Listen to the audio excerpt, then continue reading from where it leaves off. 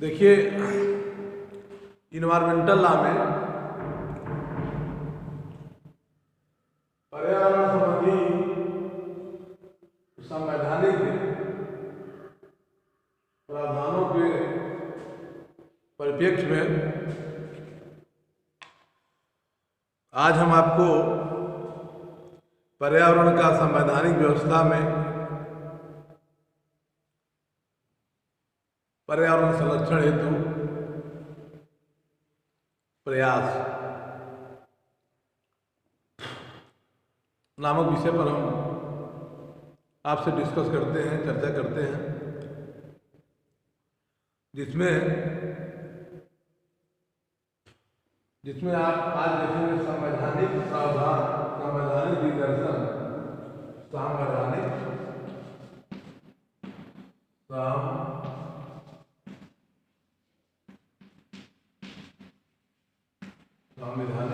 Constitutional आप कहते हैं कि कॉन्स्टिट्यूशनल रेमेडीज दिग्दर्शन।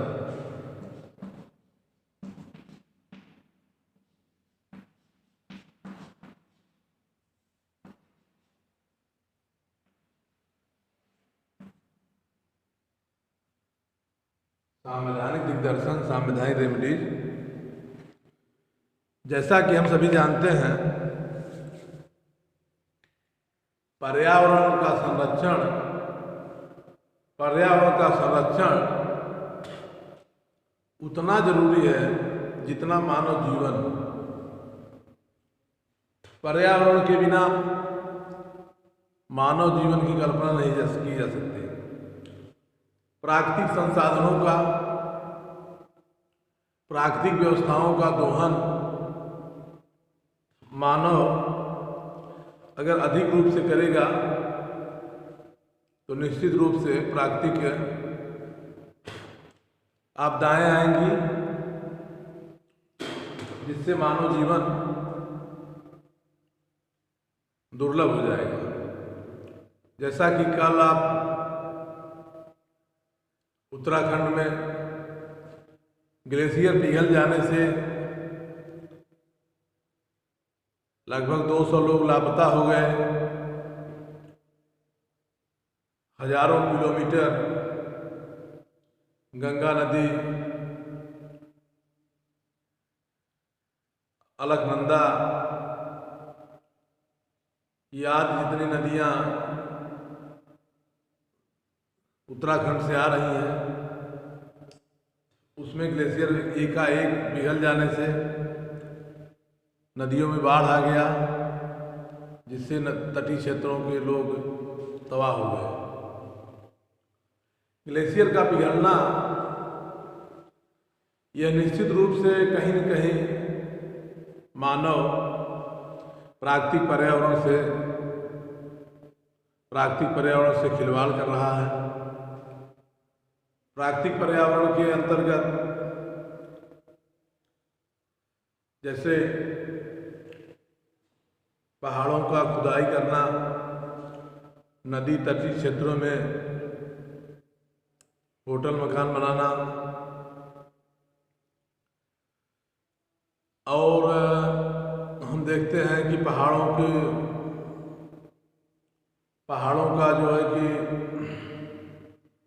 ग्रेनाइट से लगा करके उड़ाना, जिससे वहाँ समतल हो जाए, समतलीकरण करके वहाँ बस जाना।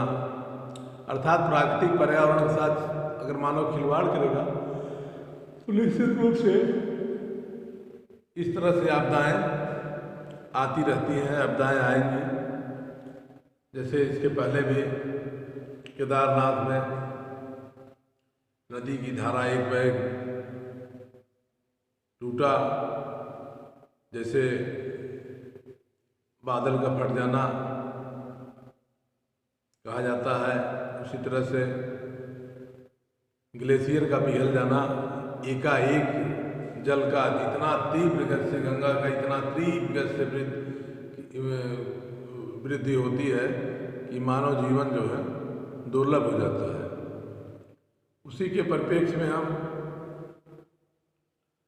आज भारतीय विधि व्यवस्था में भारतीय पर्यावरण संरक्षण में संवैधानिक दिग्दर्शन, संवैधानिक प्रावधान के लिए हम पर्यावरण संरक्षण के उपाय में इस बात को आकलन करते हैं। जैसे हम देखते हैं कि भारत का संविधान विश्व का एक अनोखा संविधान है जो पर्यावरण संरक्षण के लिए कृतबद्ध है। भारतीय संविधान 26 जनवरी सन 1950 को लागू हुआ। संविधान लागू होने के पश्चात पर्यावरण के संरक्षण के लिए आवाज़ उठने लगी, क्योंकि मूल संविधान में पर्यावरण संरक्षण के लिए विशेष कोई उपबंध नहीं थे। अंतर्राष्ट्रीय लेवल पर पर्यावरण के लिए चर्चाएं होती थी, लेकिन जो हमारा मूल कानून है, मूल विधि है भारतीय संविधान, तो भारतीय संविधान में पर्यावरण संरक्षण के लिए कोई ठोस कानून नहीं थे, ठोस प्राविधान नहीं थे। 1972 में 5 जून से 16 जून 1972 में Rio de Janeiro Stockholm conference होता है।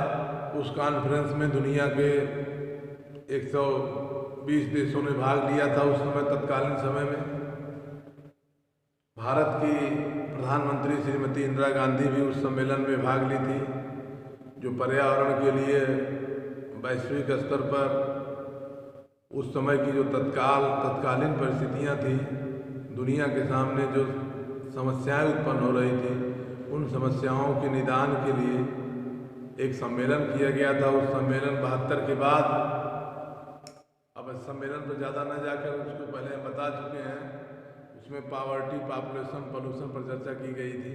श्रीमती इंदिरा गांधी ने इस मुद्दे को अंतर्राष्ट्रीय मंच पर उठाया।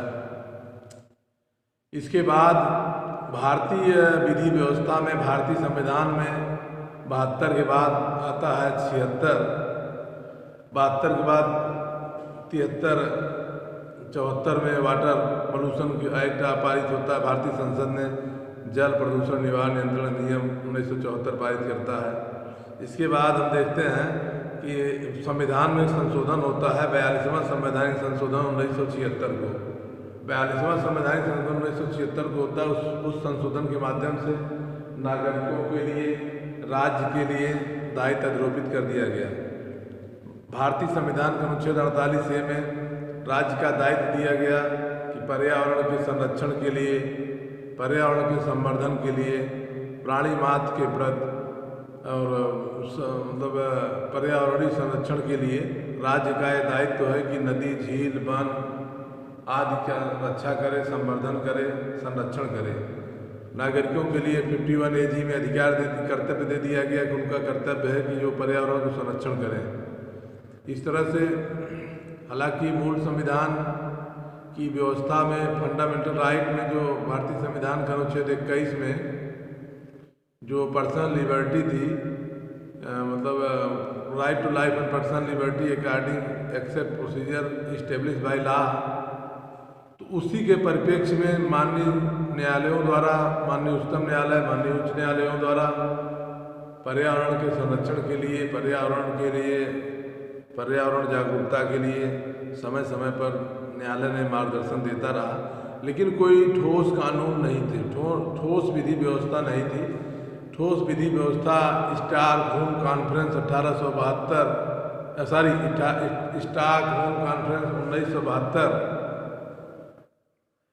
के सम्मेलन के पश्चात भारत में जल प्रदूषण निवारण नियंत्रण अधिनियम 1974 पारित किया गया। इसके बाद भारतीय संविधान के 42वां संवैधानिक संशोधन 1976 में पारित कर दिया गया, जो नागरिकों के लिए कर्तव्य आरोपित कर दिया गया कि वो पर्यावरण के संरक्षण, संवर्धन के लिए कार्य करें। इसके साथ साथ राज्य की लाइबिलिटी राज्य की ड्यूटी बना दिया गया, राज्य की लाइबिलिटी बना दिया गया कि पर्यावरण संरक्षण के लिए, संवर्धन के लिए वन, झील, नदी, पहाड़, पर्वत आदि के लिए वह कार्य करें, उस आज के संरक्षण के लिए कार्य करें, कानून बनावें। इसी के परिप्रेक्ष्य में हम देखते हैं कि माननीय संविधान के अनुच्छेद 48 और 51A में दोहरे दायित्व को अधिरोपित कर दिया गया और उसी के परिप्रेक्ष्य में हम जो है कि पर्यावरण संरक्षण के लिए कार्य करते हैं। अब हम देखते हैं पर्यावरण संबंधी विधायी शक्तियाँ। इसी के परिप्रेक्ष्य में हम पर्यावरण संबंधी विधायी शक्तियाँ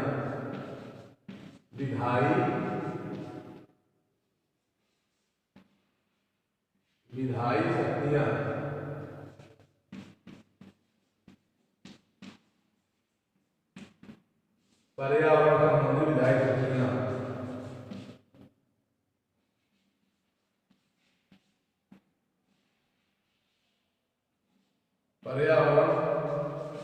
संबंधी विधायी शक्तियाँ हमने देखा हमारे भारतीय संविधान में पर्यावरण संबंधी विधायी शक्तियाँ का उपबंध पहले से था। इसको किसी संशोधन नहीं जोड़ा गया, जिसके अंतर्गत विधान कानून बनाने की 3 सूची बनाई गई है संविधान में।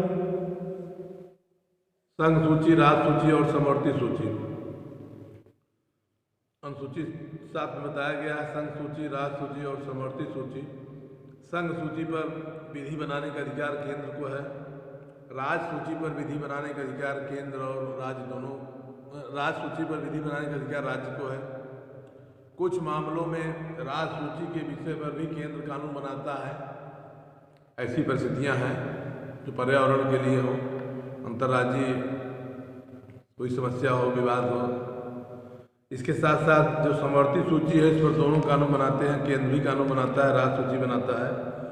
तो हम देखते हैं विधायी पर्यावरण संरक्षण के विधायी शक्तियों, विधायी सूचियों में हमने देखा कि संघ सूची की विषय 52 में उद्योग धंधे संबंधी कानून बनाना। उद्योग धंधे लगेंगे तो उससे पर्यावरण को प्रभावित करेंगे। उद्योग से, कल कारखाने से धुएं, गैसेज, उसके अपशिष्ट जल किसी न किसी रूप में वायु प्रदूषण को, ध्वनि प्रदूषण को, जल प्रदूषण को प्रभावित करेंगे। उसके लिए केंद्र को कानून बनाने की शक्ति है। इसके बाद हम देखते हैं संघ सूची का विषय 53, 54, 56, 57। ये सभी जो है तेल, खनिज स्रोतों संबंधित के विकास के लिए कानून बनाना, खानों के लिए, खनिजों के लिए भी, खनिज के विकास के लिए कानून बनाना। 56 में है, 56 में अंतर्राज्यीय नदियों और नदी दोनों का विकास करना, नदी के संरक्षण के लिए कानून बनाना, ये केंद्र का काम है।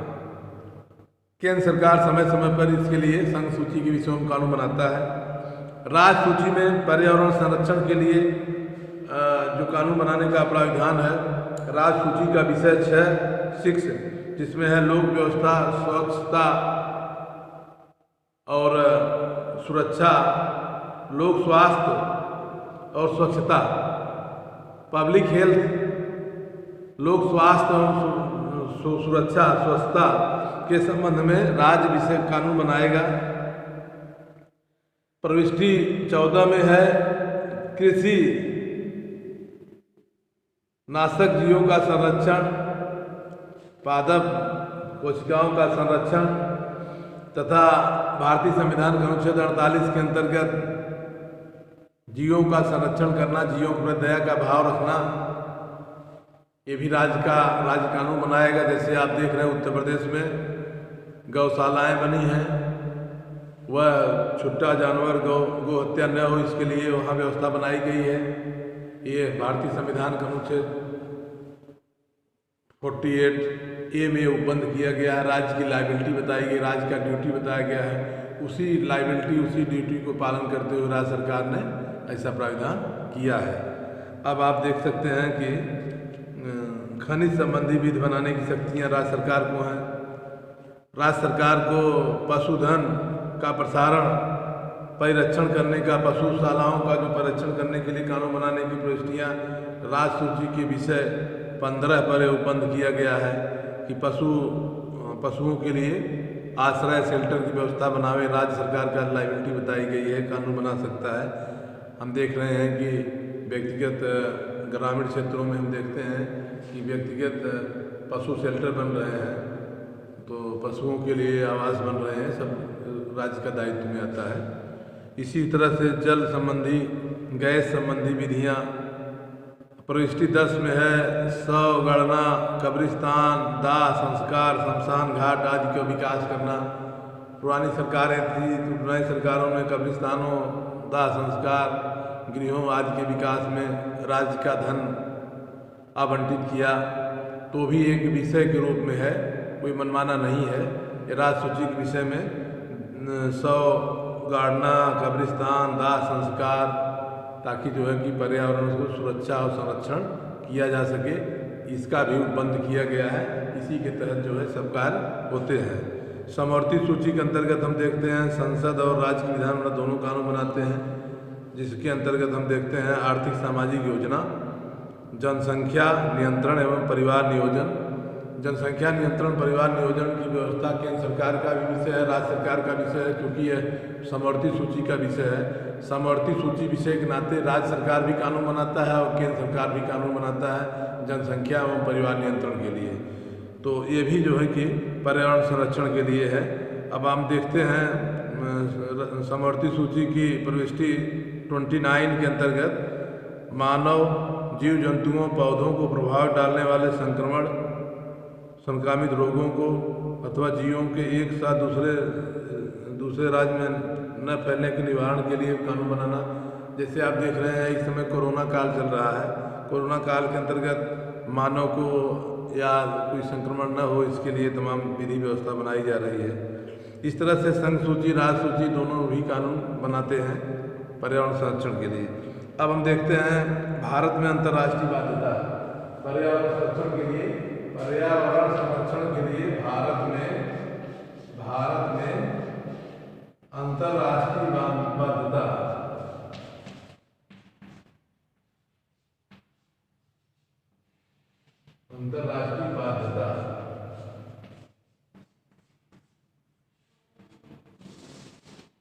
पर्यावरण संरक्षण के लिए अंतर्राष्ट्रीय बाध्यता के अंतर्गत हम देखते हैं भारतीय संविधान का अनुच्छेद 51, भारतीय संविधान का अनुच्छेद 51 इस बात का उल्लेख करता है कि अंतर्राष्ट्रीय शांति सुरक्षा के अभिवृद्धि के लिए चाहे तो कानून बना सकता है। राज्यों के बीच न्याय संगत एवं सम्मानपूर्वक संबंधों के लिए कानून बना सकता है। अंतर्राष्ट्रीय विवादों के मध्यस्थ द्वारा निपटाने के लिए प्रोत्साहन देने का प्रयास करेगा। भारतीय संविधान का अनुच्छेद 51 है, अनुच्छेद 51 है और अनुच्छेद 253, अनुच्छेद कितना है? अनुच्छेद 253 है। अनुच्छेद 253 में बहुत महत्वपूर्ण बातें बताई गई हैं पर्यावरण संरक्षण के लिए। भारतीय संविधान का अनुच्छेद 253 और संघ सूची की प्रविष्टि 13 और 14 में के अनुसार भाषा को देखते हुए संसद राज्य सूची में सम्मिलित विषयों पर अंतर्राष्ट्रीय सम्मेलन, समागम या किसी करार के अधीन कोई भी भारत के किसी राज्य क्षेत्र में या उसके कुछ भागों के लिए कानून बनाने का उपबंध करता है जो पर्यावरण को संरक्षण के लिए कार्य करें। इसी के परिप्रेक्ष्य में इसी शक्ति का प्रयोग करते हुए भारतीय संविधान का अनुच्छेद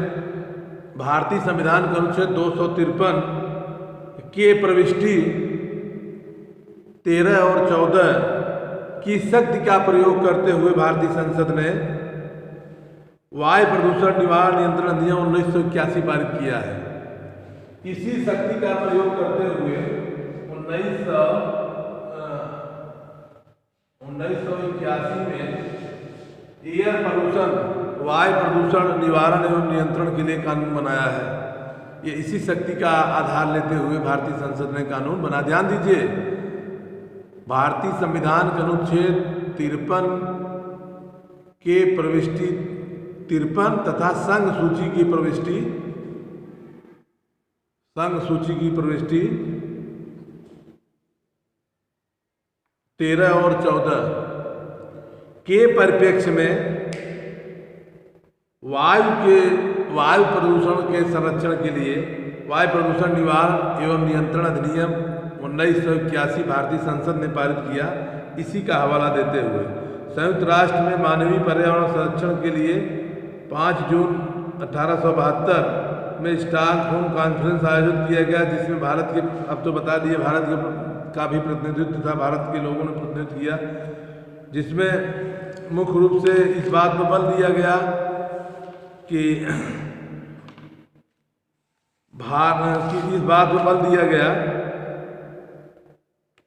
पर्यावरण संरक्षण के लिए एक दिवस के रूप में पर्यावरण संरक्षण दिवस 5 जून को मनाने की बात कही गई। अंतर्राष्ट्रीय समयों के द्वारा दुनिया के सभी देशों में पर्यावरण संरक्षण के लिए इस तरह से मतलब आयोजन किए जाते हैं। पर्यावरण संरक्षण दिवस मनाया जाता है 5 जून को। हम देखते हैं प्राकृतिक पर्यावरण के प्रति नागरिकों का मूल कर्तव्य। प्राकृतिक पर्यावरण के प्रति नागरिकों का भी मूल कर्तव्य बताया गया है। जैसा कि आपने देखा, संशोधन अधिनियम 1976 के द्वारा भारतीय संविधान के भाग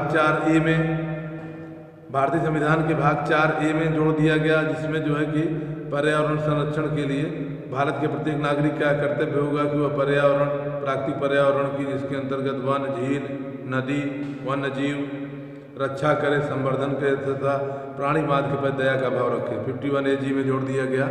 ये भारतीय संविधान का अनुच्छेद 4 भारतीय संविधान के अनुच्छेद ये जो है कि 4A में ये 51AG के अंतर्गत जोड़ा गया, जो नागरिकों का एक ड्यूटी बता दिया गया कि आपको पर्यावरण को संरक्षण करना है, पर्यावरण का संवर्धन करना है तथा प्राणी मात्र के प्रति दया का भाव रखना है। ये मानव का ड्यूटी बता दिया गया। इस तरह प्राकृतिक पर्यावरण के संरक्षण के नागरिकों का मूल कर्तव्य है कि वह पर्यावरण के संरक्षण के लिए, पर्यावरण के संवर्धन के लिए कार्य करें।